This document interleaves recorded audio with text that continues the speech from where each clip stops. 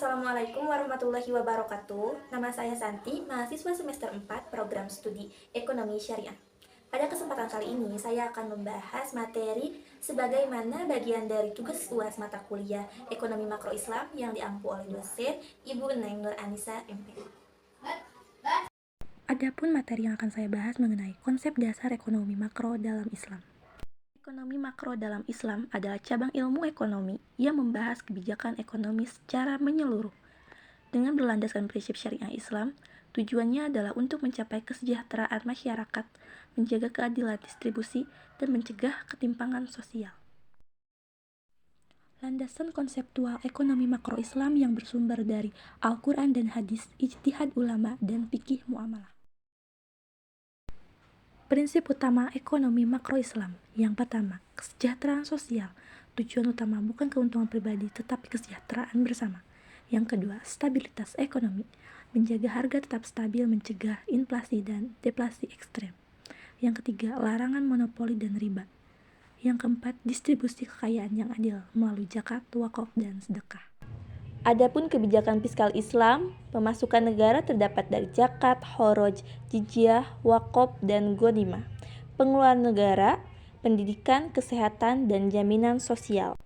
Kebijakan moneter Islam tidak menggunakan suku bunga, hanya menggunakan instrumen syariah seperti sukuk, obligasi syariah, reksa dana syariah, dan qard al-hasan. Instrumen ekonomi makro syariah yang pertama sukuk, yaitu surat utang syariah untuk pembangunan. Yang kedua murabahah, yaitu jual beli dengan margin keuntungan. Yang ketiga musyarakah, yaitu kerjasama modal. Yang keempat wakaf produktif, wakaf untuk proyek sosial dan ekonomi. Yang kelima zakat dan sedekah, yaitu alat redistribusi kekayaan.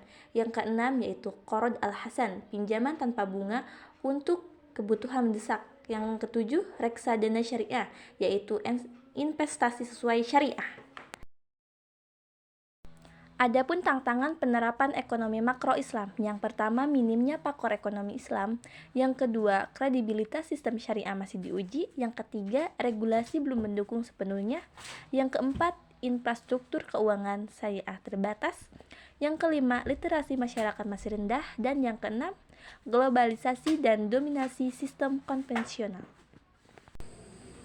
Upaya mengatasi tantangan ekonomi makro Islam. Untuk mengatasi berbagai hambatan dalam penerapan ekonomi makro Islam, diperlukan langkah-langkah strategis yang melibatkan berbagai pihak. Beberapa upaya utama yang dapat dilakukan antara lain, yang pertama, kolaborasi lintas sektor.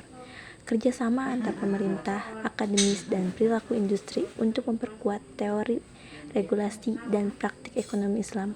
Yang kedua, peningkatan literasi masyarakat, edukasi publik melalui kurikulum, pelatihan, dan media agar masyarakat memahami dan mempercayai pada ekonomi Islam. Yang ketiga, reformasi regulasi, penguatan hukum dan kebijakan yang mendukung perkembangan lembaga keuangan dan bisnis syariah.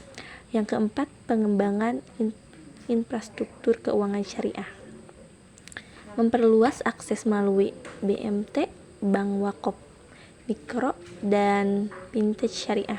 Yang kelima, penguatan daya saing global, promosi dan kerjasama antar negara Islam untuk menjadikan ekonomi Islam lebih kompetitif di pasar global. Dapat disimpulkan bahwasanya ekonomi makro Islam merupakan sistem ekonomi yang berlandaskan syariah dengan tujuan utama menciptakan keadilan, kesejahteraan, dan distribusi kekayaan yang merata. Sistem ini menggunakan instrumen seperti zakat, wakaf, sukuk, dan larangan riba untuk mendukung stabilitas ekonomi dan keadilan sosial. Meski memiliki potensi besar, penerapannya masih menghadapi tantangan seperti minimnya pakar, kurangnya regulasi, dan literasi masyarakat yang rendah. Oleh karena itu, dibutuhkan kolaborasi lintas sektor dan penguatan sistem agar ekonomi makro Islam dapat berkembang dan memberi kontribusi nyata bagi pembangunan yang adil dan berkelanjutan. Demikian pemaparan yang dapat saya sampaikan. Semoga pemaparan yang saya sampaikan dapat bermanfaat serta menambahkan wawasan bagi kita semua. Wassalamualaikum warahmatullahi wabarakatuh.